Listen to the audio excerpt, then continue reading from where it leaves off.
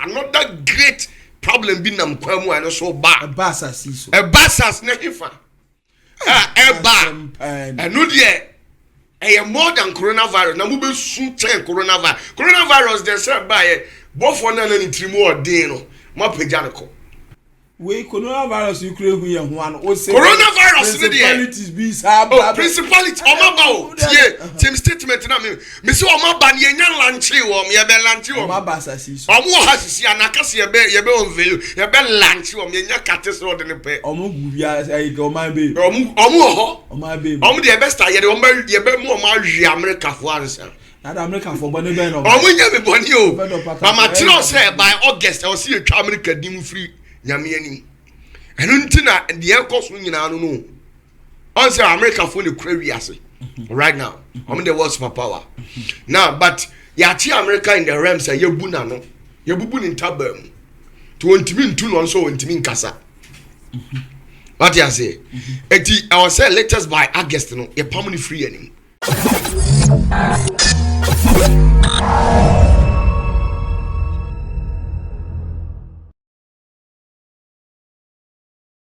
Jiri herbal mixture.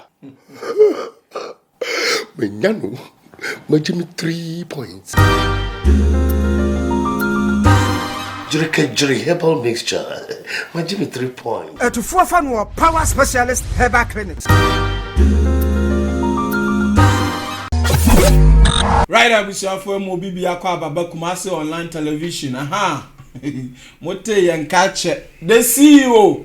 Danny boy no won some door so pressure no so na otwi mu oni ahoto de atoto no de onemu nyame ko anenim si watenase wahyehyɛ bibia kama saa na me amini akofi poku abro no makofi atenase kofi ma de nyina aha watenase kama emu adio coronavirus emu ahwiase na emu ayi so de nyame na na beje ye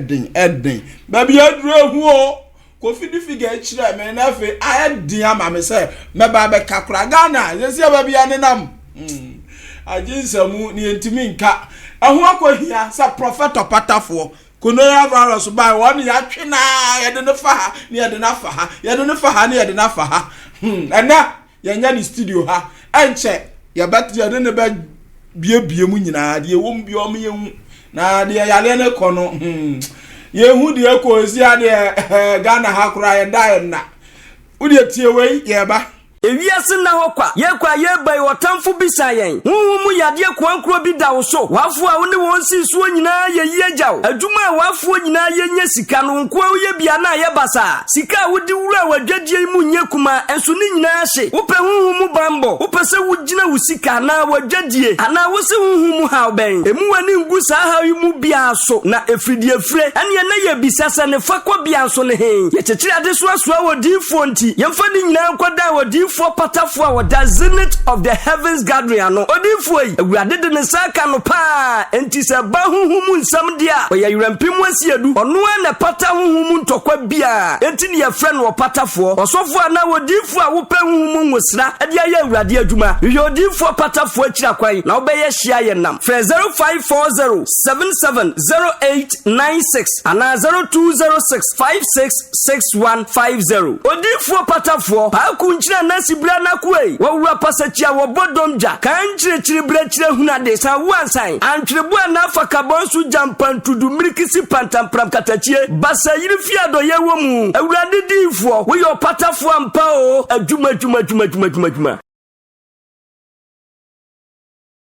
right now we for prophet opatafo se na medika kan no wabaki ensa o studio Robert yamu akwaba ejo penkesi odifo kesi o wife o na kwa he ya tunka asa ya tutu nsoli mu wakoshe baabi ye ohwe kura ye mi she baabi o hodi afa pa prophet opatafo dari di wasi ya we kura ye mi ho ya tunka egusu ani nyame kasa se ne be ye nipa bebira abrabo besesa sa ya na esi ade enyo prophet bibia besi bia ye sa dia kwaso wiase nye o last time I know your video prophet o baba born and ado abaso okay say wobeje fans ne dey atete oni bebre kofiti we amanfo abona na abaso no nya easy okay amanfo so attack no pa no some commissioner eno akra de na ayi minority leader ayi miro fi Haruna Idrisu yira wa yire president campaign no enye easy prophet apatafo kono about say sia de Ghana your figures ya nam 3000 no wa prophet won so ba kai mu baju we say wo so wa show date say 20th June and we be performing wonders kese no na so far baby adu ni o 3000 and over prophet apatafo akwa baby dia na ka fa ho yo michia ni pebibra especially mu akra yeah mama Eva michia so for mama agbuleza afo michia mu wa so le din na ya na me den na pebesi mitin so be wise oh okay akra agbuleza yeah mama Eva michia ana michia US fo nyina UK Canada Germany fo so michia mu ana michia group bi so group be no mechia ema ewo wiase nyina ema na omu kurunya asemu a omso omu kunu ma akire mechia o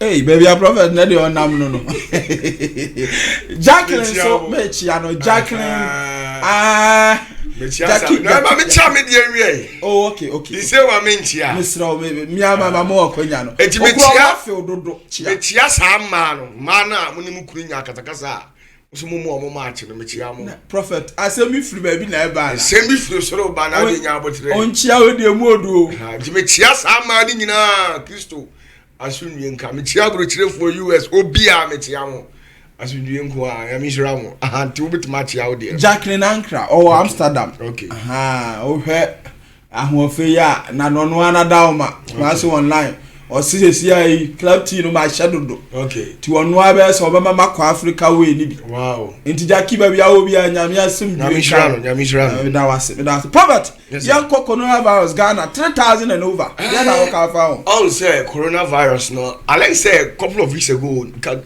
president mamo ye fasting bi mo ye say 3 days and there ya bo fasting 3 days fasting and kramofo dey kra de omu dewom mo ye nyame sisei no ya hu he ye hu ye ni anything ya fra wo na o sere ya bio ya bompire na jo ya di fasting 3 days ya kramofo ya tiasima o kra so mo ko busu mi fifini prophet emu enye izo figures aye hu no ansiro enya bete nyame nko obi aho you see what is happening in the nations of our world currently no with regards to this pandemic adia misire onipa bia ze onipa bia nya abotre na mmom no corona ne de eden ya beko na mmom no omum for madum si corona no so but there is something coming more than corona prophet patafo di ebiem di eden nim kran kuwie o babes there is something there coming me patafo me say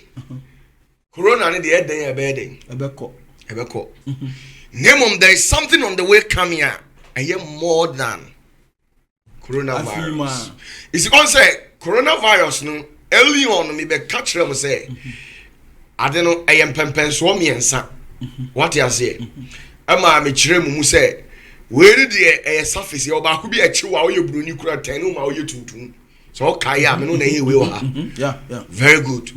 Ama and ukra no obi anya discover hwe me ana mbe chirechire mu tama na you can say coronavirus erupt and na me be chirechire mu afa ne ye be call the second phase no it can say the third phase no yes you be call the third phase ye nya lanchi am be hu prophet Patafo what you say early beginnings of this year what was happening you see a lot of strange things were happening in the issues of our world ne binimu ntiase but before so betimi ate sa nyoma ekosui ase no I think said the obi ahia say nipa bi ahia say the spirit of the Lord will endow you with faculties and powers more enlarged and receptive betimi comprehending or understanding what is happening in the nations of our world and the coronavirus is not affecting people for affecting sick say na ka ye nipa keke na wawu akenye bonu but in the realms of the spirit something is happening.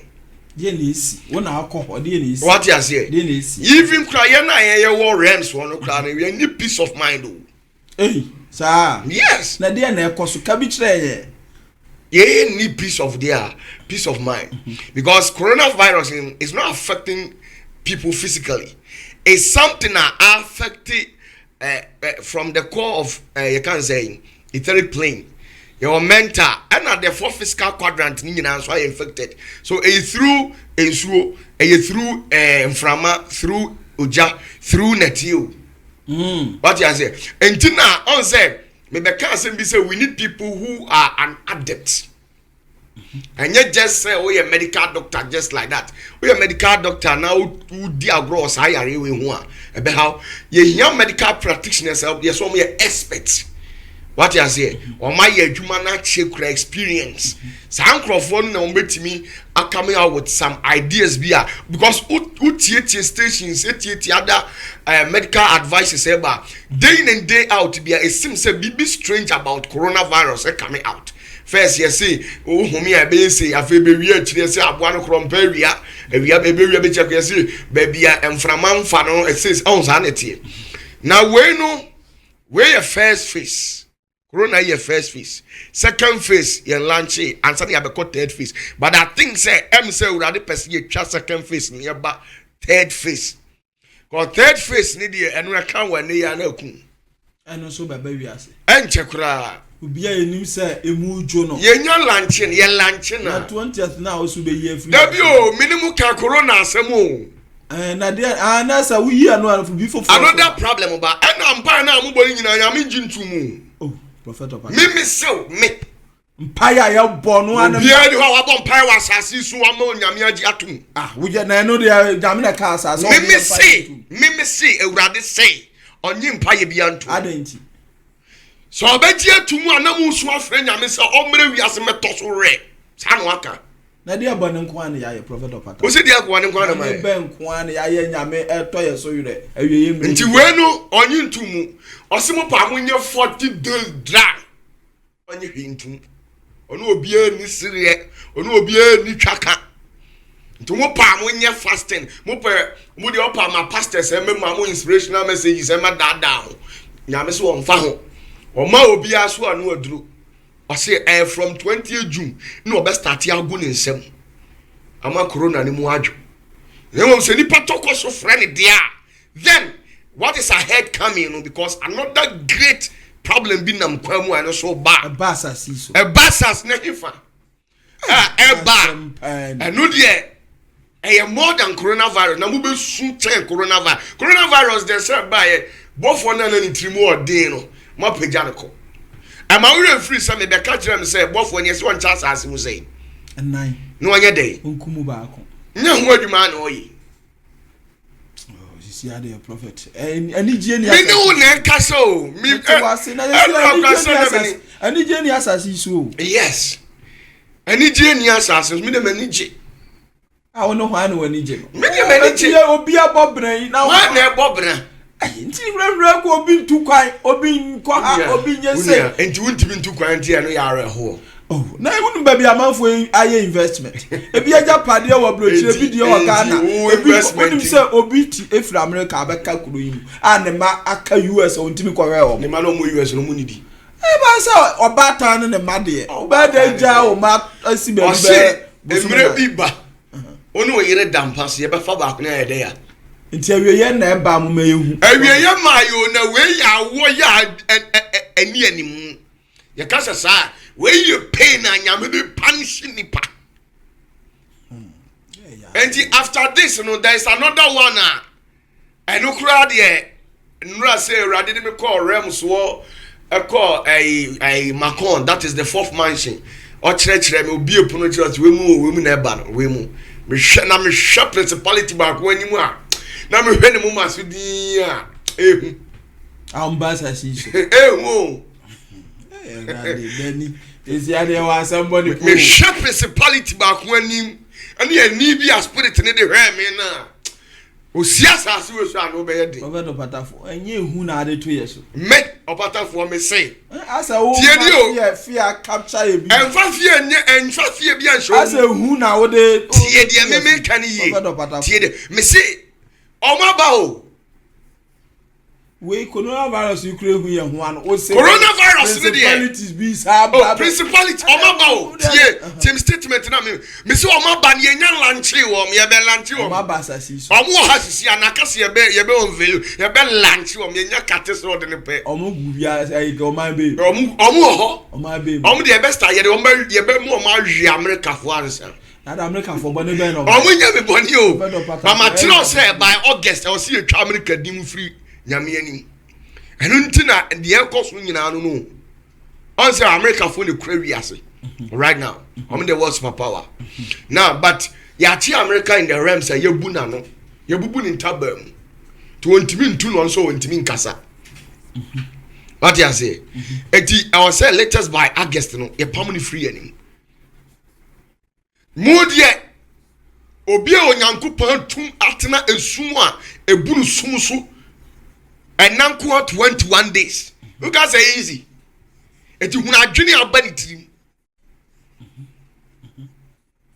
Because I call them like what 21 days. And to share a junior Benjamin, you just imagine.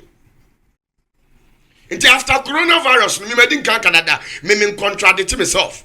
Oops, so from 1,000 years, the medicine can't fit it you. That's the same thing I made. Me catch you. One, me catch him said coronavirus in Yamba. Some kind of music be quite US na UK. Me tell him say who nyina be ko. Me church and I saw them ngam we say e bi nko Israel man program to hell man kronkron bi ani nyame ani biem. Israel kra bi be ko. Ya de wi ase de ewura ba bia anti wo de no de. What you say? Enti si say no your first one e coronavirus. Aka second one and aka third one but as a second one nyame person overlooking. No did the third one no.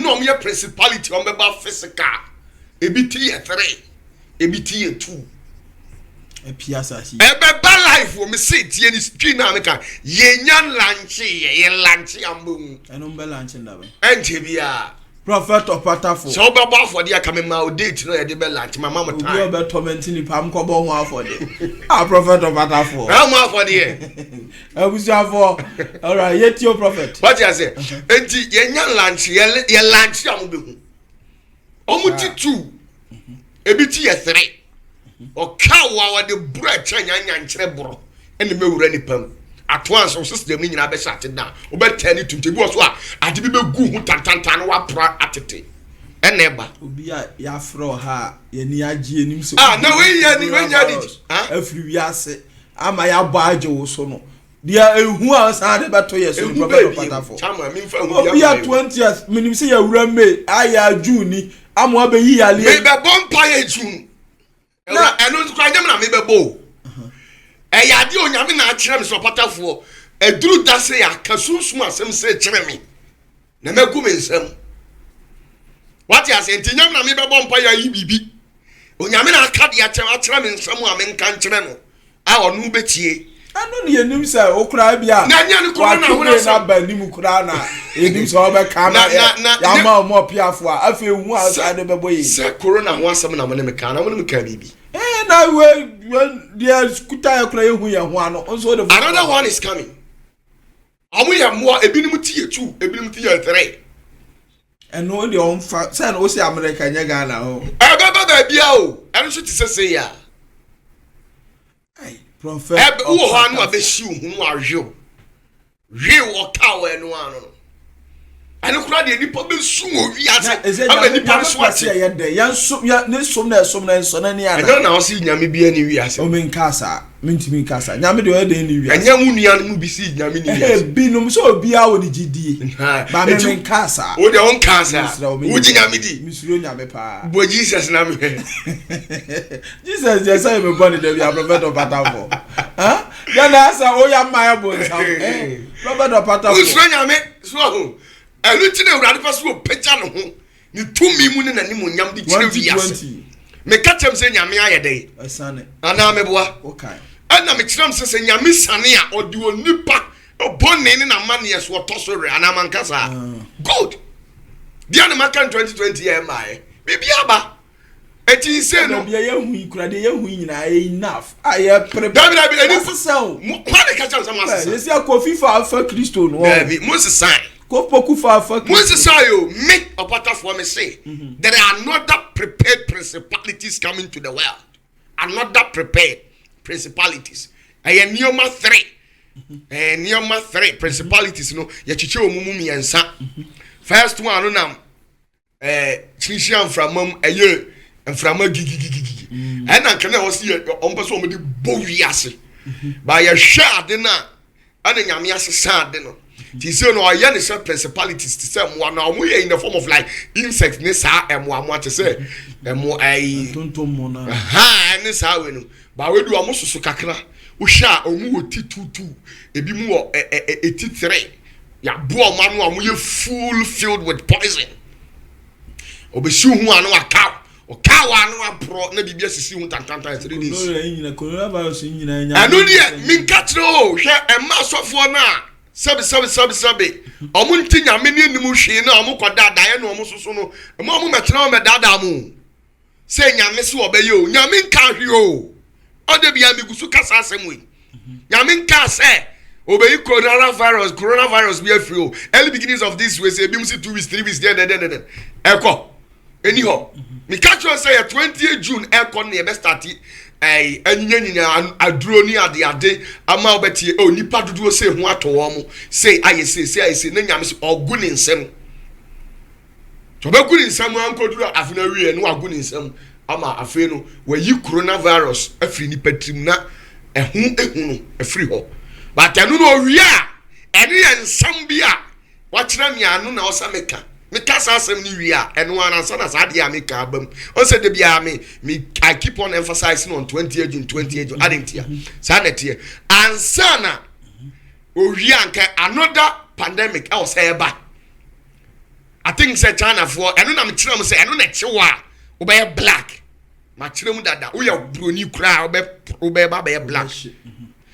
And then you free one, another one that's about that is the third one. Third one need the principalities and nyame atre say ma omo math spiritual omo mura physical one we be si upai e ba sa si so omo ba ancho tio me si ye de omo ba nyame wonye bibia on frɛ mi o entiti de me kan no prophet of enche bia ye be lunch wo ye nya lunch na me ka kire mo said the MKS corona about UK near lunch here near lunch am di wu san ye be lunch sa principalities we amanyam yama na punish nipa na we no de woman say enti say coronavirus onyame de symbol bi betoto nipa bi mu maso enche bia eno nso anu ana or the yes enso anu betoto nipa bi mu maso aboa no duru ho a symbol ni bi na ho a na ho anu wakum na se nyame nimu a onimu a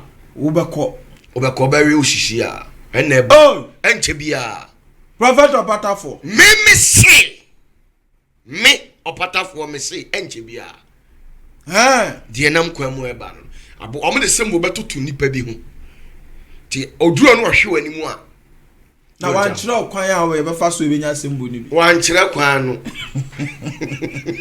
who baby prophet opatafo who person woni bi the eba no who baby enti 20th June the coronavirus dey obe ye and dey me nya bomb pa ye kira nya bomb pa na bo se principalities ni be disappear akatu o se coronavirus na ka principalities ni too no kona nya izo ona say normal cases ni kwa chama ba ku na ni o ho ne mo no dey am friend chama won't me no sa principality ba ku na ye be fa no ko ni trimu den no ani nipa obekuno nipa frasasi so and nipa frasasi say over millions but don't forget say nke 250 million na o say what is it ye we ni free ho another one eba no on there yes no kure hu say coronavirus dey nye hu o prophet opatafo hu pa na ade bre hu be na me de bre mo ba bia na say me ka de urade ka me de fear say me ka de urade anointing me wa ko papa ha won sra maye me sra de afodi ese ye bo eso sra maye afodi e be na mbo ye bo prophet enti enti we wutu ya me kom do wa say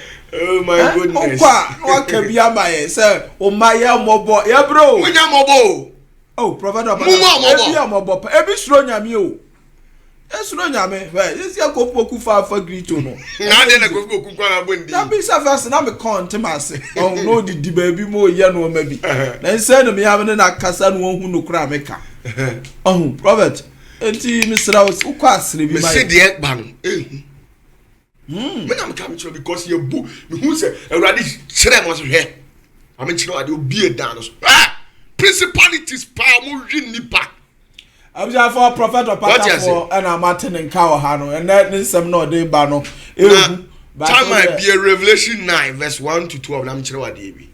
Kofi yehwe o ti ade say why are the fufro nti yanko Kofi enko Revelation 9 verse adi semeti enkron ozay imu baako ose na obofo otosunum no ehye ne totorobento obofo otosunum no hye ne totorobento na mehunu nsuruma bi a efiri soro ato asase mehunu nsuruma bi efiri soro get this ato asase ifa eso na wodi ebunu abura no safo ama wodi ebunu ebura safoa bofo ye friend hane nyamai ono obafi obeba o na say o ba ku bi na na ba ku siposu abagisi ayi Revelation 10 ono aba no we so sa ba another one hane oba on na kura ebunu ni safoa on na kwako bie saa ayi no on na baba be bie saa principalities no mba be wini pa ku no physical no spiritual physical life Kofi enti we yenu na obue ebunu abura no obie ebunu die ya abura no ano okay na wisie a etesefunu no kese mu wisie efra abura no wisie etese de etesefunu no kese mu sie efri infa abura no mu ebura ba bia di principalities na ko hide no na me kire wo no hwede ye bebai na owia ani ahunum durusum yes abura no mu wisie free 20 adwum emoa no be pusu am kakra nti be ma wiase nyina ye kusu wiase nyina be kusu awia nyina abetoto ne wiase ma ye kusu anu awia ne mo anu asuru ntinanim na se ye operation dada ye chen country by country June July the wiem ye kusu dada nsuo toto dada anya ne nsuo abetoto this is something that be so in a special way. Some person so memma another symbol ebe show say principalities number. Because June July there. The enyi kusu ni free ho. O de wa kanu kamin person be asa ma me o be ye de makose be bia. Okay. Eti ebe kusu. Enye nsuo. Be kusu. Ewiemu anti manipa. Eba ne sa ye check to say country principality say na mbeko so say na beko say na president ni amanta mu nyina atwen kopem say launching date ni beba ni eja o mo aguru yase to aso miensa na entutu mmebe efri wisie mu ba asase entutu mmebe efri musie mu ba asase so na wo ma wo ntumi a esa asase so anya nkyere to ye ma wo ntumi ete say asase so anya nkyere akawda ebi kawa said ye ne ya ositi en poison power na ni kura wo nine na wakachire won say o kachire sa principalities ni say wonka asase sura mani mesai wura ana ahahamu ense ahahamu no ana dua biara jinnipa a woni nyankopon so ano wo mo maso no jinnipa a woni osura gya nyankopon kronkron ni wo tifo agya dia dinti da wiase konkon ho no dia woni ni nso ano ye ne symbol no awo ne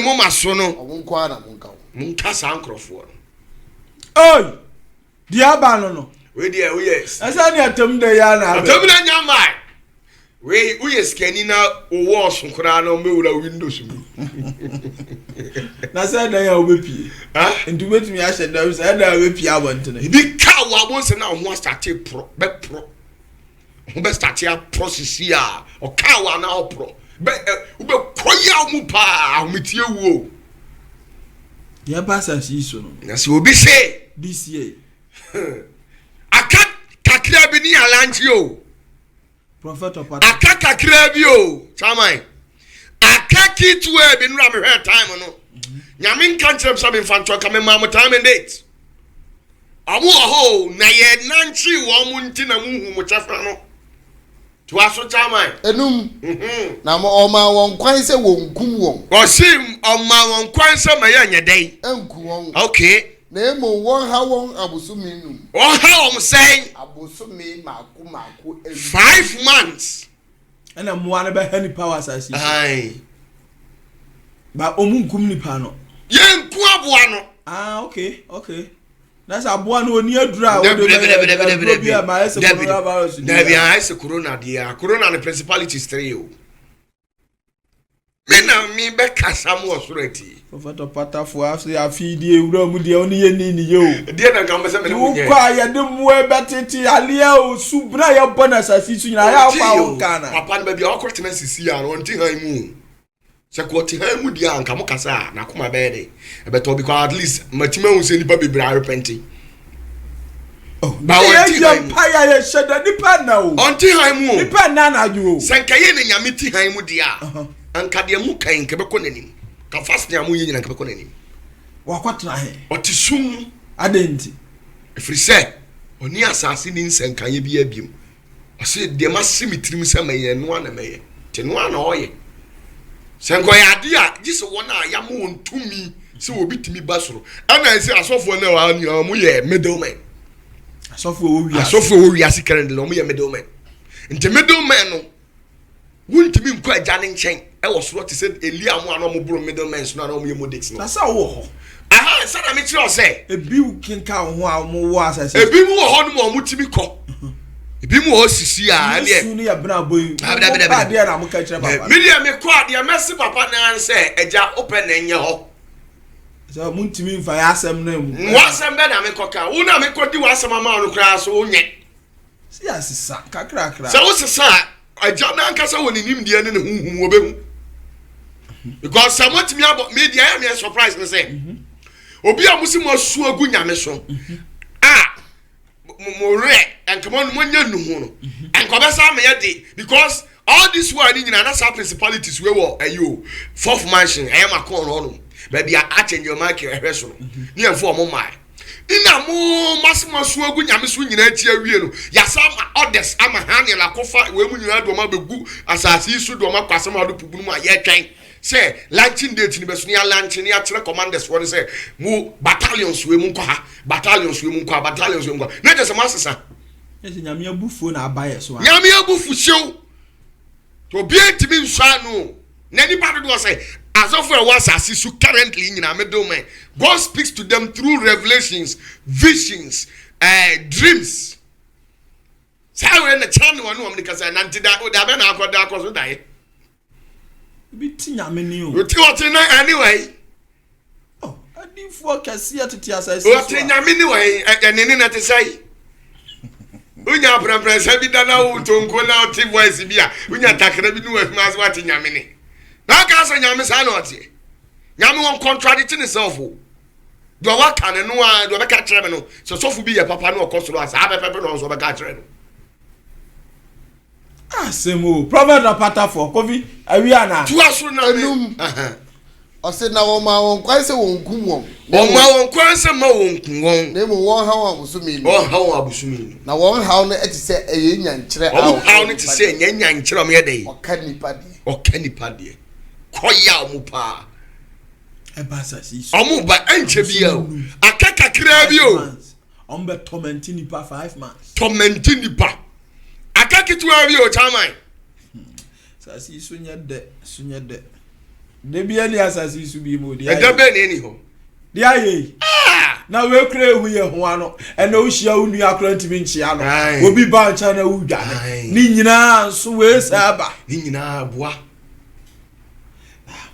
tu aso ensia na enanum no sa na we mu no onipa ba hwehwe owuo aboa ni nya kawa o ti wonu ma na ofuro wo bofo be fa me ko na so na so wonya owuo obepese wo wuo enka be ye se anka me wu kura na nke no ano na so owuo be dwane sa aboa no ka wanya de a waka wa mu owu dabio atete keke won panishu ma bia ko widie mu pa ma wa hunu se in fact adia kame ai wi asenye de Asemo. What you say? Say honey o hosisi ai eno abofo we enfo kurunku na me na net wo. Tam so e. Onya bie punu ni kra me ba be bo aben. Na sa ye bie punu no ntimu hweyi. Uni so anu a. Uni ashenso de na. Wanu ede. Onu wo di wasasi so. Baba patafo ye dan hu se meme wa ashenso na na mini. Ana no de esusu ma de. Nje wo te wona nyame ho mbe wa ohu. Oh okay. Okay. Na ese wakoma mu no obenyame a. Na wo ye tekre wo jemu nyisu abehu. Ade ase. To oduru ha ni ahwe osem wei. Asanso de akire se we wo ye nyame de hye na wei. Wa nya bia mo ma no krolo kwani bi ne de awo fe. Ye ja hoko. To aso. Enso. Na entutu meme no esuman ti se aponko a wosiesie won ama okon de. Omusuban ti se ponko a yesiesie o mama okon dabre. Na bribi wo ontiri so ti se sikabotri. Si bibi wo mutiri so ti se sikabotri. Na wo anim ti se nipa de. O manim ti se nipa de. Ya ba no. Mi se nipa coronavirus. Corona de nyame sheda de be prapra yam fichiro. O prapra chiro no ahade. Mu de oye de na se yes aba kan egudan mu. Ewe nya dan asem o. Na we yesi ye be ye coronavirus na aka say ensai o. Asa utu ka mu abo sa se tuntum bi hwe pe. Anu. Nyame na na wasi so ni mu yi. De mitimi aka. Wo so ni mu o wan so ni mu o. Oh. So no a okese na wasi kofi eye. Ye waka. Asema me ka kakituwa bi. Atakituwa bi ni elanche. Prophet of Patafo. Mate. Yen fancy wona wa ba boy kokoye te e be fa yi nyame ni yi. Okay. Prophet of Patafo na bushafo nwate ne nkan no. Se coronavirus e fi sa 20th kono 20th June kono ne yesuma adwo ya be tutu kwa akoye business no de edi akire ba no. Ye nyina ya mfa nkwa adwundwum a ne yensum ye nyame ni yi. Prophet nsem bi abafi ha kakra. Okay. Was ye bisao. Okay. Na ye nyaw. Ja dani du kosie afi no wa release wa ba was ye bisao. Okay. The last video I ye no ha. So ye hu gina bia obabo na adu aba so ana kofansem bebira aba mpanyfo bi afrefre ye. Me ye hu stance wo de nim se nyam dwuma na wo ye. Wo ka wo sempa. So opeso so fufu ye bibifo bi ehu ama bibi edi a. Me hu stance ye te ana ye politics. Ye ya ese Kristo adwuma na ye be ye. Anti yesi a wodo ho age politician mu bebobo abaso onim sa afi so ye to aba ti yempe bibia be yese be tagi kuma se online yesi a de ma yem ho MPP fo prophet of Patafo wo party bi a wo yada pa ma me hu Ndabi. Uni party bi I'm never a politician. I can never be a politician. Sa No. na de na asa wo ma bi fans Tio on say sa interview no una interject here. Una chipping in something say what is happening there in America. me see the nyame ka fa Ghana ho Ana me kira o say nyame say no tie mi o me see there ya nyame say man ka say me say anyway ya ene no kura ana me kan ye no so enam say nyame na ye de kan nsisi asi ene no kura asi pa nipa hui ene de apie ni abrochirefo kura bi o kura me nyawe me gu na dem emu African yi ni abrochire mrofu ya ebo abaso na abaso one day attack ni so name to win some the true do but I'm not a politician. I'm not a politician. I can never be a politician. You see, one thing that we must understand is that Ghana is bigger than MPP. Good. Ghana is bigger than NDC. NDC is in Ghana. NPP is in Ghana. But MPP, NDC, or the other political parties are not in. What you say? Ghana is not in them.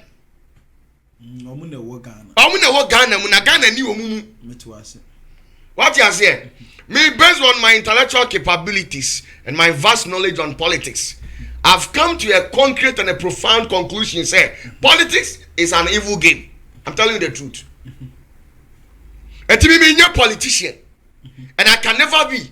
But the minimum say, when it comes to presidency,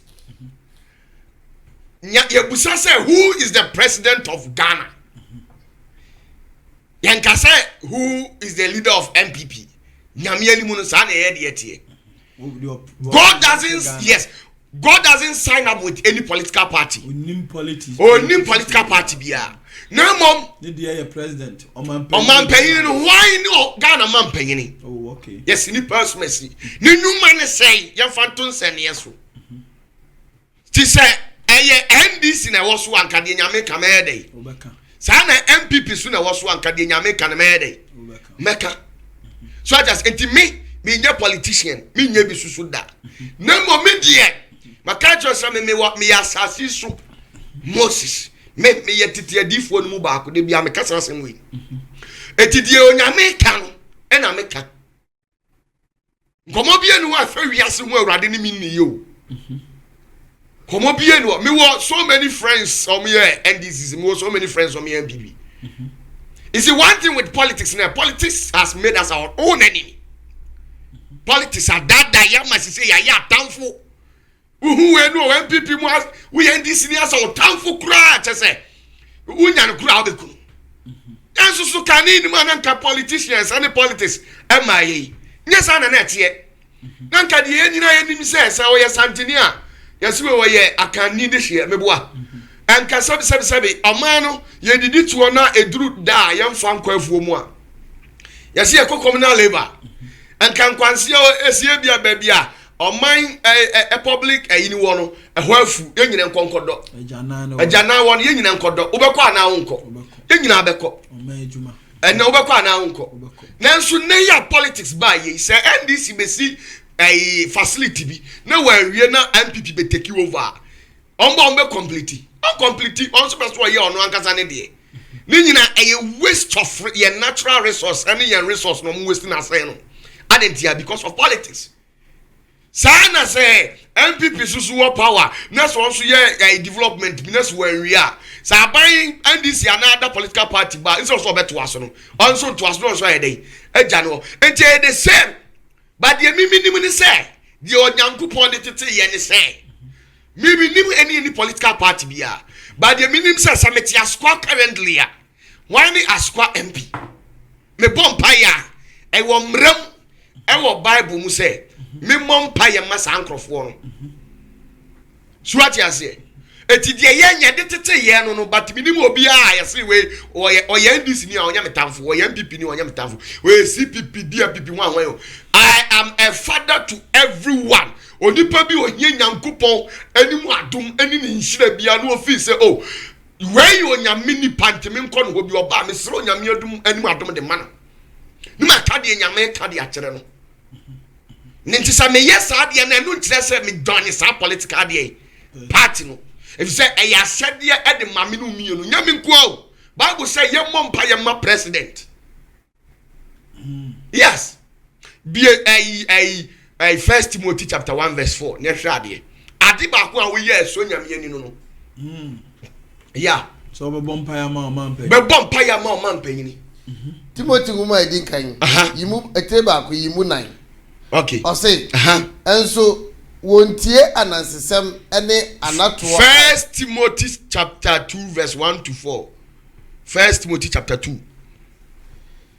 Timothy nguma edin kan etimienu yimu ba ko o say na afei dio o say na afei die edin nyina kan no die edin nyina kan ne say metumufu say wonnya nkotosere yenya nkotosere mpaibo mpaibo odima mpaibo ani aseda mpaibo emma nipa nyina emma nipa nyinara yimu mienu ahemfo tieni ye enti wote kwakwa so we o say yen yesra mpaibo de ma if say one man nyame ankana kuma obetimi ayade bi a beku against yen if so ye de ya o ye flesh sana president another two ways one more mpaya ma no want me enti si another two obetimi ma orders so why you mu obi ampie kopenu say 7 December baba obetimi ya no ayo di na soldiers for ababo we are no the soldiers for ba so ade na be enti ye soria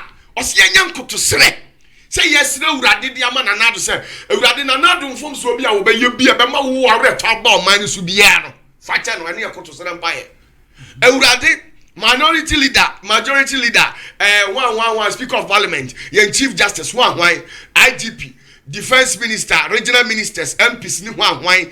Omufum so bi omba ye biara no. Edi ohaw ni amane bebo oman so urade fire de ya. Fatom. Ni enye odima mpo I was urade. Yesrew. Hu oman ni mabode hu emu mpanyimfo so mobo. Ni ende nyame asese urade. Oye NDC oye MPP o. Ende nyame asese oye president. Otwimu din a ono na ye ode ya.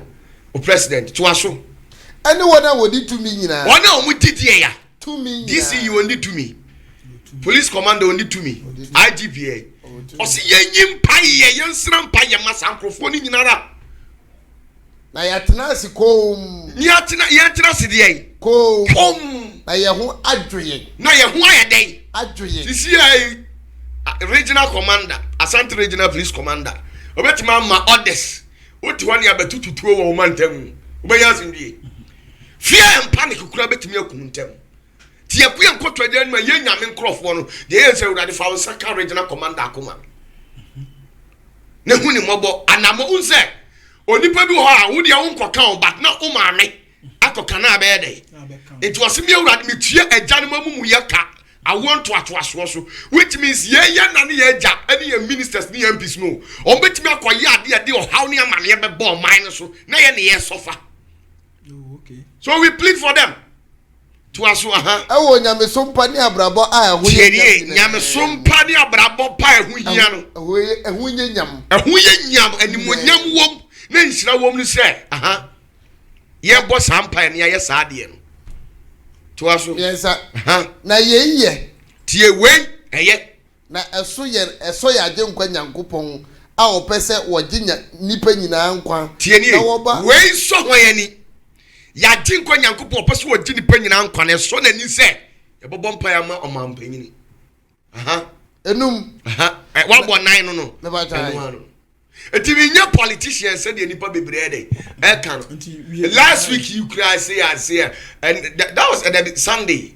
So na me near urade to o na urade kire me 20th December o se opata for the me catch no na be si o Ghana. 20th. And wo ka president mama ho asem kire me. No kire president mama ade e ba bi. Hey prophet Opatafo. Wo sa kofa bia ba kai. Dabio. Asem urade ka kire mfa president mama ho no. Mr. Baako akoka ho asem aba mi nya ntwitwa onye o sa de foforo o de fato ho. Mama de Sunday yo. Former president was all the fato ho Mr. Oso Opatafo, uni se president mama. Mr. Prophet Opatafo. Abuza for Prophet Opatafo no Martin nka no. Kumasi online television no. Mani gusu amobe munya abotre ma ye politics wo ha. Na nyame kasa o. So wo de actually Prophet Opatafo na watwi ni atwam yanti asempa. Okay. Yansem ne doso ye monitor taw. Okay. Ne ye nsole so. Ye movie actor ba ko okay. Ye Gini Deepa o ya ade. Okay. Kuma wood movie actor Bernard Nyako. Ono kra de ma me yada no ne say wo de ne sha sofu djuma mu pa say play sofu ro ade obosi yini mu eye no. Na da so nko de munyam banya medjuma mu. Prophet Opatafo adifo wo Ghana ha papa ye yale ache. Nkutakuta manya medjuma atase ye so yale kra ma no ho beto no be kanya me asema papa ni na ma Bernard Nyako last week ya pa owu efrasa azisuko. Prophet Opatafo mu ye bibi se ya na ma asema me nyame na yeketo o obi badi nyame achi a yentimi nye no no agya hokọ nyame mo aso na mo ni di nkomode ebone no waya automatically anye na Bernard Nyako efrasa azisuko Prophet Opatafo ndi obi wo na de take me say na bi say wo fa wo tutu manamo ni bi manamo mu ana papa yi wone nama ye nyamedwuma kama ade o se nipa bi ehun ye bakope doctor bewu police wo de damansan kum ye lawyer be dey obi ya san osofo so be dey na kwan obefa so abekọ Bernard Nyako no onim nyame o me Prophet Opatafo me say Prophet Opatafo no onim nyame mfa me hye nyame obi o ye nyamedwuma gina pulpit so kasa preach no Prophet Opatafo onim nyame anya ni nyina na ye movies na o yo me say o kasa bi o kwaso dem ko ye nyamedwuma gina pulpit so kasa di bishop no enye bishop a na efiri nyame ye de ato no so O de ye ni bresa na me as Kenya mitri mu pon na de ato me ni agya net masa me obi no o hwe ni movie chain me ahwe ni movie kura me ntimentina me can want to say this is colloquial dialogue obi onim Bishop Nyaku bi anim se no kure o say this is a colloquial dialogue mitio oni mu nyame o Bishop na dance me nimu no de but me ko share spiritual realm ko papa na Bishop bia na no so te bia friend na o me de friend keke but obi no so obi abodi Bishop de na me Bishop credit for ye de ball no na ne kra wedding ka to ne kra dada de ama Lucifer e de be gi frame me so prophet Apata for oh chama me twantro it mean twantro wa to ne so dada. That is why I could be South Force prophet for nature. The later on, who say, or go too deep. No, so sign back. No, say ya na, I feel over Sanyamia, or yes, who got you delivered? When they deliver. Which means force a prophet for nature and a woman any good. That is how you conforce what's at the Obian delivers me, yes, of Tia bonka, your bonka, and went ya. No omeku. Omeku. Dia tia no. Yes. Atoni kra dada. Atoni kra dada. De ne kra se Lucifer ansa dada. Ansa no obey popular. Ay, prophet Apata. Me so. Obi onu aba out abeka se movie adwuma yi kra. Enti tinasidi ne busa se die no hu ye enti wose movie dwuma ye evil. Wo bisa ho sa. Satam na fe na no odere ho opeso odwene ho firi cortism nim nemo no ogiya no wanya abasa no odifo awade yes odifo Benjamin unya Elisha ana Elia na Mose wode ne saka wapampam why na ebejo why na ebejo enti nyase bia wo hunyame na wo hunyame bia meme so hunyame bia otonic so one dey wawu nice o sira boni fafiri ane dey no mi atemu oni mi nsam o sira boni fafiri oni wan ntamu asem eja no ntam wo de be chew na be kwakotena ha bi obi a ande ono anasem osemi na mikumi na man kwa na mmom no emfa me hye se nyame na eja na ma na pratete ana wa ye bibi sa wuo otonic radada odin canceling so and ko say difu atrofo ho am one wo pay sacrifice emina duro na also ye de why sacrifice cause you rebel against script society for some can ehu dey be say na me can strong words na you should strong words like how prophet Apata for you say omu label charges against the family so omu na ekunu say no you the family bia na ekunu o ma go ni family na ekunu na ka some be say dia wo kan fa na wo say wo prophet Apata tie ni wo ya bu hu wo de wa no tumu no ntina me no ma bua na ntina me kire wo say nya ni family bia ni family member bia moma omabusuafo aso nyom ayi onu na sampe dodo na awie ni sa ko jani cortism eye sa asofo na omu kunkrofo ye rituals no ontin hu ko jani wo bishop no me Apata for say symbol bia no abon ho e friend bishop ko ye bo bishop wo nyame ani ma ho symbol ho e ho mantel ni hu muso ho ba na nkura no te hemfa na onya bishop no ono kwa nanim ko tia simple na otu no fu satra ko because this is a colloquial dialogue and they say movie dey movie movie say dey wo nam no sa na oti o ara nim nyanya no sa na oti nti wa nyi nyame ani onim nyame emu ya di afa brabo no ethical nsam na fe na no wo pachaw or confessing movie is an evil word. An evil word. What did you do when you went to the movie industry? What did you do? Shishima di oho ya there. Ekosoro. Enti anu di amfa me hwe nyame. Se nyame na ahwe na ama wawo. No oni nyame wo ba bia. Enti ono ni lifestyle no. Oni true man of God bia nante. Oni false prophet for nko o me loto numbers. Me say me nkase obi say. Ya da bia. Me say me oh masa. Asa o kan to kwadodo. Me say oni false prophet for na nam. O me loto numbers. Me tuwe me loto number obu. Ubehum sa me yede a enya de pamu ha enye me bra ubo unsam ya papa number 2 wa beto me na me ni kwaku unsam te wa bonsere hehe na ye didi a uhwe me mienu sana oso bi hunsa ne sankofo na mo so me tutu asofu e maloto number ya zan kum ni pa ye sacrifice o na anu o nam na anu o mo bosra ahode be ne wo mo ask that question to oni mu ni nyame oni bere nya kunim nyame wo ba bia oton ne kra dada emu ye den no na fo hu se dia de aduru akiri afena no opa nyame che o se nyame nye no hati ase to hu kun ni wie ay cortism fo ne kun no wie ma kun yesu se wo hey prophet of Ataf hi the bia me ka say ni Proverbs chapter 12 verse 6 prophet of Ataf me say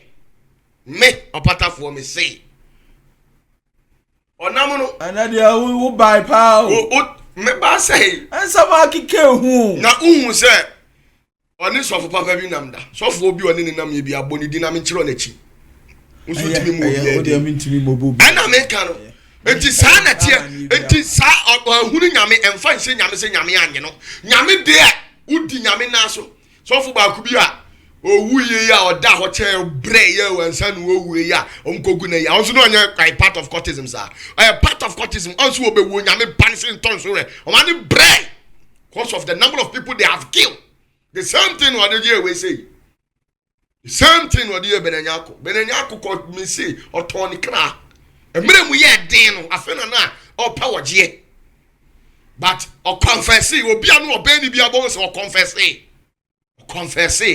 but on one kasa no obewu no hu say are too late Kofi mebu say ti dumienu yimusia o say abonefo nsam ye mojate as bonefo nsam na ye mojate na tefo anu beyi won ote trenefo anu beyi won abonefo nsam na ye mojate so those people who call you pay a sacrifice by sacrificing umame unua oba ana o friend ana any satanic rituals be a principality ni be demand no pay the amount na the aba sacrifice we kura mpo na another nyuntini su be ko nso wadi nkwase asem saa wa kunipa o Ghana enche bia wa bonyu mu ache ba obobo nyum gospel ana hala apply for bo sankofo ni bia nso be ko Ghana mu na che Ghana de enye de kura nso be sako sa nso adin nso aye rituals nso so obeko prophet of nyame nti so onim nyame a anko nyame be ko agye no wodi obi abewu bodi obi abe na wu a wu pa nipa bebre pre obi a pre and obi apese we ye reverend doctor no da otwi Bugatti Veyron ni Maserati mu and obi apese we otwi se otwi Camry kra dia afa nice obi a respect o mi twi korora obi amume obi an ba anya he ya bi na me dey say obi amume anso bi twim koro na me da amada mini anaje sori bi me wo masundue asemo nemam usu be twi ka kese dia bra don't worry oba pransa no wu right now we have prophet of Ataf na Martinenka aha ye Kumasi online television aha enche your sister station ba ko ba Zenith TV how the corporate for no money ashe da ashe shama mo prophet ba ha ene brofo na eno na afiase wono afiase se on no nya hwe so on pay me on pay a new TV station me patch when you come to YouTube search for Zenith TV Zenith TV Zenith TV ZENITH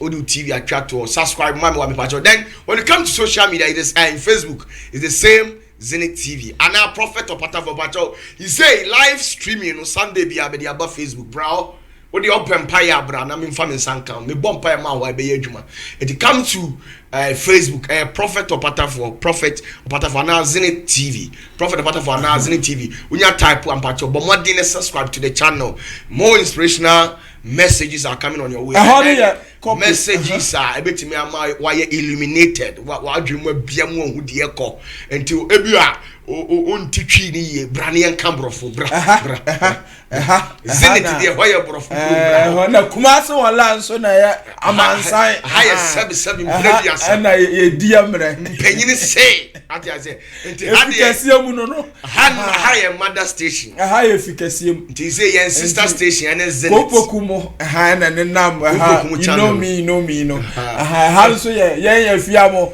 ene ye dani mu ha ya boy atenase ti abusafo prophet opatafo na maten kano prophet ya wi adwumade na de be sole so wo de oba na waba okay eja wo na wo ko papa no hokoba okay eja na se den waka bebre eja na de kire ye o ka kire ansa na asole so let me say asema radical na no mi wo as o se den o ka sembi na no mi wo papa no yes I asema you o se den ana matragu me fun yisu o se de yetie wada oba ona okoba na dani se ya na mi si so because ona o te papa na ne oni ni ko di nkomo e fa adwene no abeka bi a kire ye eja na se den me shia papa na asema kan e ba kope aso patafo blessed is the lion that becomes man when consumed by man.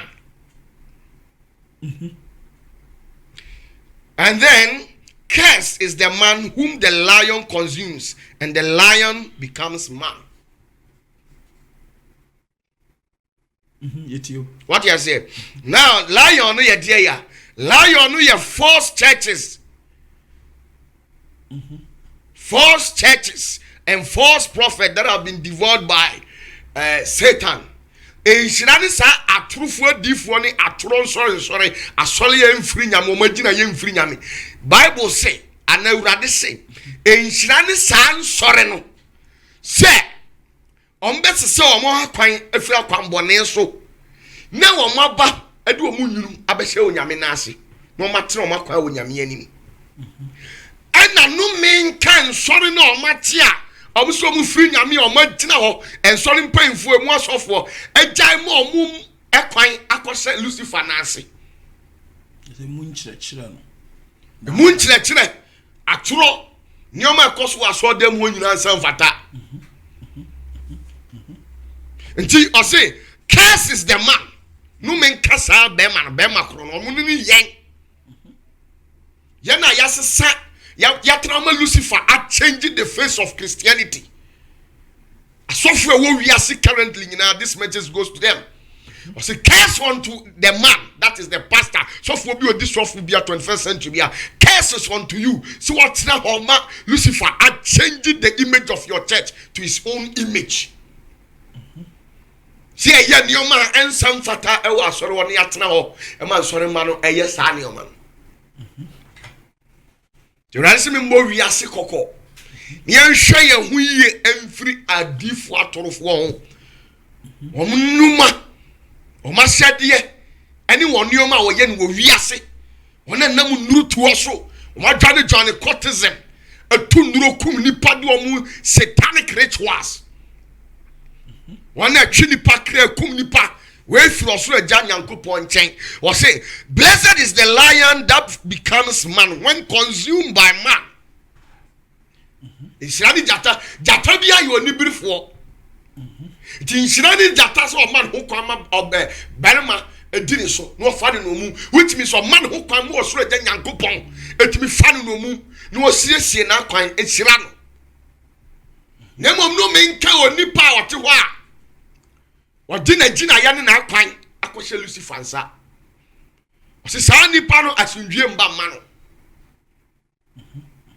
Rinya hoto man kra.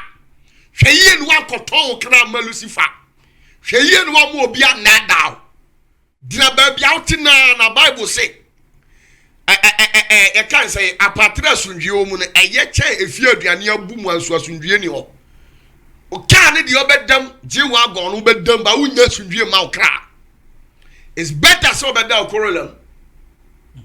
It's better so obefa otrotro than so obekwa join this court secret society no akofo how ni amane e di aba to say curse is the man who allows the lion to overtake him. Sorry o magina oni a Christopher Unyamima wo wiase omo kwan ama the devil and Lucifer are changing omo image into his own image. No, ya characterize omo as satanic agent in the world. Through their behavioral patterns and some of attitudes are coming out of them. The curse is unto them. Different truthful you omunam wiase so omunam kwan bone so ehani pa bi 2 Peter chapter 2 verse 1 down to 3. Kofi yen fa wiye so mo.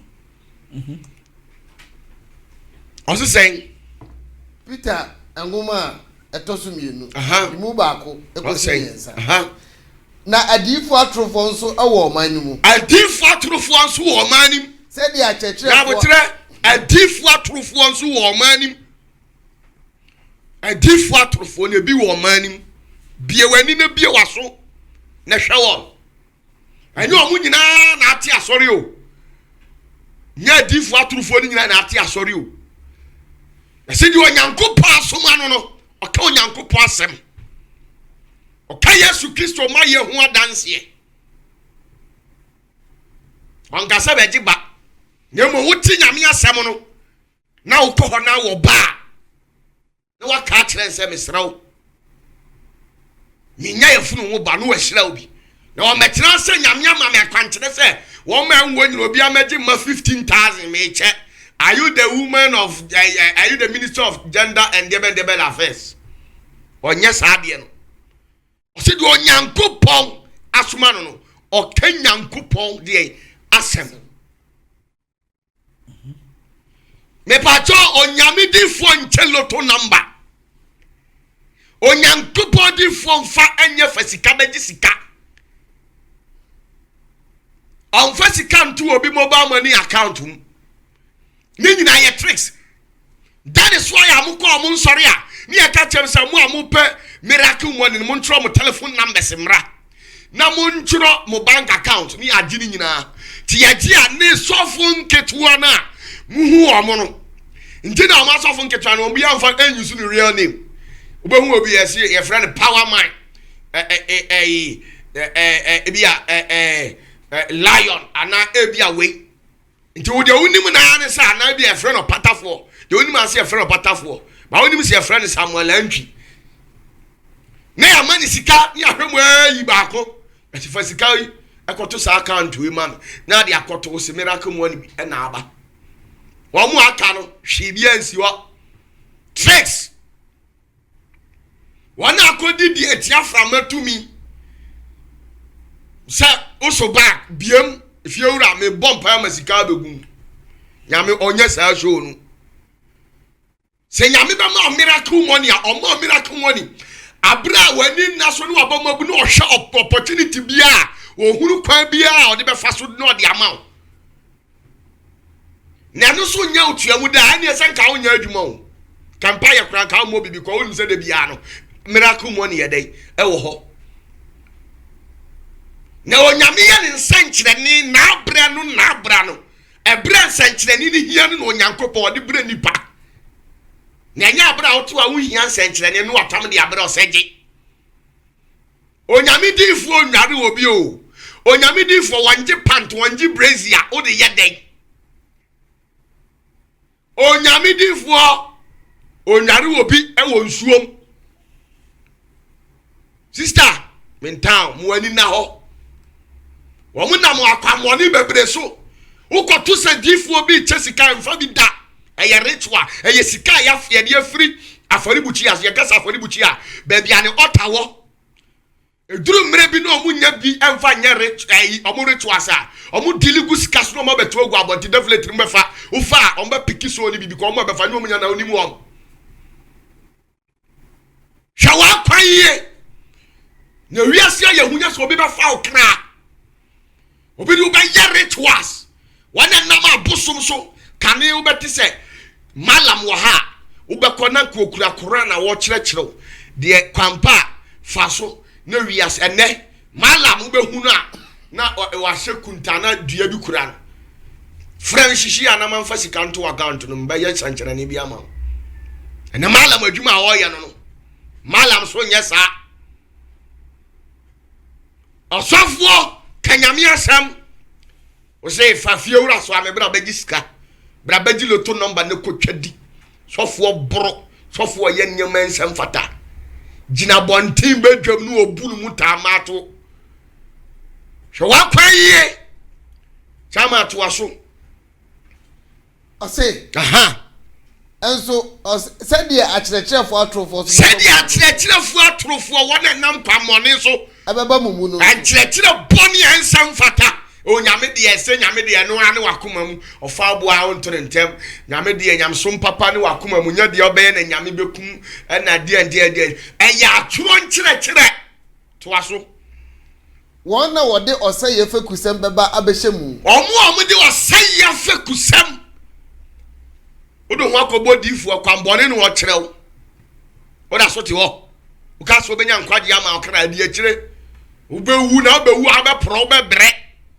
se wakun nipa onya rituals se nipa bɔne ni de mo jampane nsam to aso na wapaw awurade a ɔtɔn na ɔgye wɔn mpo onya udi sadifo na tira debi abo fake miracles ema nipa esisa ho begina TV so masayare away adama two edam maye we se odi o machi a nyame a obo mpo no be paw no ube paw na kasa nanti we dia ne dam ko na me dia nkoye na dadadam da nti odi a kire hwa omo criminal activities no omo fake miracles na ube gya nyame a kire di obekasa odi nyame ta to aso na wode ɔsɛye a ɛba ntentem aba wɔn ho ɔde ɔsɛye ɛba ntentem bɛbɔ saa na ɔde bɛtalo so ɔbɛkyerɛ wakwambɔne kyerɛ wakwambɔne to aso chama mienu na bebrebe di wona ho hisɛm na nipa bebree timi nsa wo bɛdi matan wo kora bɛka kyerɛ nsa wo kora sɛ wonyɛ papa bebree bɛdi wona ho hisɛm akyi na wɔn nti na saa mu nti wɔbɛka no kora kwan ho asɛm munti mu bɛka no kora kwan ho asɛm bɔne nti wo ka nyame asɛm papa sei original bibia ni hɔ obia ni hɔ yadaw TV station kura ye ma obi mprichi ebi nsida obi akura no obetam ni sika say wo me mo akọ preach wo radio station we obi ani ho but oba no di sika nkuriba no asisi kan we odi bodu ya ho sika 15 million e be firi ho ago a ne obekọ akọje sika nkuri ba Kenya mi asam de anu de o mpeda anu kura de anu de ye wachiwade o mpe tini pa bebre be di o makọ hwisam atintina nipa tudi o machi no na nka sabe ka abo agata ene krama tifi a ke ja kram ai abo agata ho ekosan o krama se o ya hode mensa atibida sini pa bebre be akodi wona chi toa so miensa de twato na wona anibra so de nada asem tie ne ye wona manibra so false prophet etina mawire mfi me catch you say awurade catch you say o say blessed is the lion the lion no answer that bia ye anibra fo mawire mfi o say na wona manibra so o yire o de ne ko obefa no nkanka so wahu se o wesika ni asem aba obefa kwa bi so akun ade efie ye wa agudie bi wo ho so fo ma bompa ye nhira so wa wu awie o kun kura che be ku wa fo ajapade ye ku bi afo musika ye ku bi agi bi no agudie afiri won sem ye ku bi agi wo mu ye die no wo mu hira ebi no afiri asase so akoya abromu su se de ye nua benadnya akokọ su na wo su no onipa de sani akanati komane ko ya abrane tam enso ye udi o machi a be kewati ko how the way you ko ye abrante ya na yeso oselumba beberebe how the way anochi ko ye opro ye how the nani ye how the nua we ke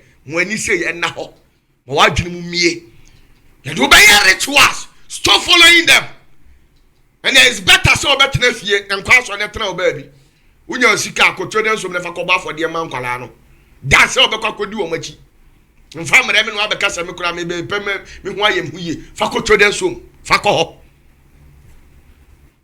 omeku to aso ha ade na ada asam be pam ho mfaso ode na ada asam be pa ho si eho de ya mfaso aha won ene free tete wona temuo wo me na free tete wode na ada asam be pa ho mfaso didi etimi ye nsuo ese Yesu moja oti nsuo mu obi timi ya drink o se Yesu moja drink Yesu moja ya drink. Hello me pacho tie ni ye mentao bia na okira akodi amanhurufo nsa na o hawa enfreme efisa makwa kwampa na kyerɛw mi tufu na mi bu bese sabre ya ade nsa ye ko na ko hwe aponchi tuntum akira kwan ansa na ade asa unhunu kwana ko hwe ne kwan abra wia wo so di nada timi ka kyerɛ sɛ na o ya kwan kyerɛ awurade aka kyerɛ so won kyɛ ma 15,000 or a minister for women and gender affairs. Wachangwala. Nkwana na yabu omuku heaven one eche. Right. On eche sa nkwala no. Hwewa kwan yi o, me bo kokko hwewa kwan yi mu ani na ho, ma wasum na ho. Ma wani se na ho, na ma wasum na ho. Some of this their product crown is not medicated. It has not passed through any medical proof bia ni ho no uko yisu na ajaw yare problems abeda so chama ko Romans chapter 16 verse 18 I say Romans chapter Kofi first when sorry so I say Papa me bakakra Romans 16 verse 18 Kofi fe yanko Romans 16 Abja for prophet or patter for an amotene no ha Kumasi online television enche kura e di jumadi ni baba wi Kofi poku Kofi 18 they say na won a wote saa no sankrofo na omote saa no ensum ye Awurade Kristo nsum ye na Awurade Kristo na emom wosum wara nkasa yefunu sum won ankasa de ya yefunu. That is why always money no preaching e bi ampanyin si de bia na e ampanyin si o se de onyame asoma no kenya nkopon asem ti kanyame asem ne kotu kotesi ye hu nyina so o Bible mu ye ni wan kodi wo machi hweye odan anane de so bepa ho mfaso wani beba so na odan na wa dan kwa me wa ton de amanko there's a ukoni fie so abenya kwa abosum call mu prayer you see the same kwa yamia ukọ mu church sa enipa etiti we bia betena for so with real sickness omo real diseases no real sickness no Oma betena so many years e bia pro kasori fie wa so furu ntimi nya hwe na de bia wa jasa nkofo no wonu masankofo ni pafufuru fra bonten no de abegina ho di adanse ebi matra over years and months sab bi kura nkofie uhu ebi kura homegu so abefe some of them diseases and sickness and they need medical attention no de tisofu odifo otorofo ho no ati ho adie who says of hospital medical professionals need expert for a show no now the odifo otorofo vitamin C no moja ho de odifo otorofo to or your pharmaceutical my pharmacist minimum yo hene now they call doctor odifo vitamin C me ba cho ma wani na ho mentan hweye usu nyame a sumu nyame usumu bosuma I'm not against you obia woni de opeso oye opa betima your cortism sem betima ye odi be sem I'm not against you mre no duru ho a ebe hu gina bere dua na ba ebe hu gina dua koro na momo bre na usu na pro de a enfreme. All right, we shall for prophet or patter for and I'm obtain and no yamre na yamre prophet there na okay try. Me tia ni pa bibiri bia so ho. Kristo asundie nkan. Oyun firi boni mu mame. Ma Ewurade ma wonkoto mpatakufuo we nsam. Me tia agudeze aso of mame me tia US obia me tia mo. Right. Am I free? After corona there's another one coming. After corona there's another one coming. Makacho say all the Miami san aka kiti ye lanchi abohu de etuemu ye nya lanchi ye pese o call lunch ni bi so aka kire me ba be fa me akọ na sise ma catch us ya launch a new TV station. That's how yeah sister TV ba that is Zenith TV. Me ba cho bomo ne bra ho ma me ya launch ye nche kra a new na otwemi nu kra Zenith TV corporate.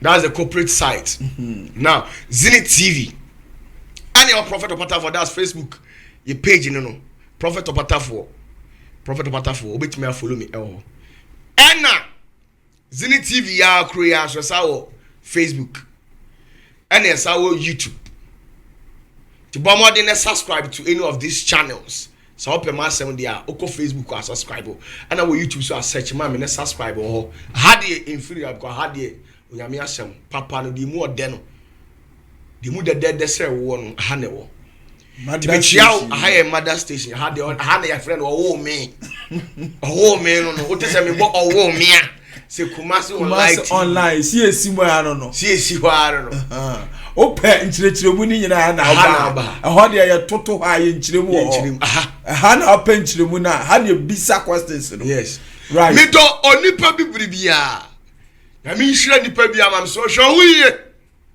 huye do nyame asoma no ka onyankopon asem.